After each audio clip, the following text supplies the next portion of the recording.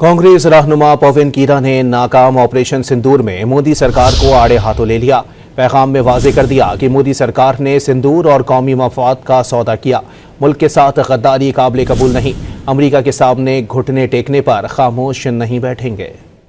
इससे बड़ा पाप आप इस देश में किसी सरकार ने, किसी विदेश मंत्री ने, किसी प्रधानमंत्री ने नहीं किया, जो मोरारजी देसाई ने किया, जो नरेंद्र मोदी ने किया और जो एस जयशंकर अभी कर रहे हैं इस देश के साथ। अचानक डोनाल्ड ट्रंप आते हैं और कहते हैं सीज फायर मैंने करवाया, बैठ जाइए, हो गया सीज फायर, और मोदी चुप।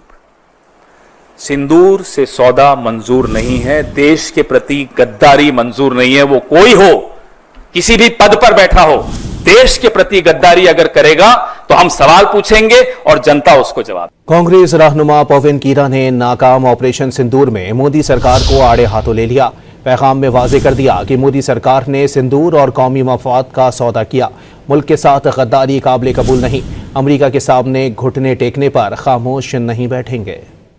इससे बड़ा पाप आप इस देश में किसी सरकार ने, किसी विदेश मंत्री ने, किसी प्रधानमंत्री ने नहीं किया, जो मोरारजी देसाई ने किया, जो नरेंद्र मोदी ने किया और जो एस जयशंकर अभी कर रहे हैं इस देश के साथ। अचानक डोनाल्ड ट्रंप आते हैं और कहते हैं सीज फायर मैंने करवाया, बैठ जाइए, हो गया सीज फायर, और मोदी चुप। सिंदूर से सौदा मंजूर नहीं है, देश के प्रति गद्दारी मंजूर नहीं है। वो कोई हो, किसी भी पद पर बैठा हो, देश के प्रति गद्दारी अगर करेगा तो हम सवाल पूछेंगे और जनता उसको जवाब।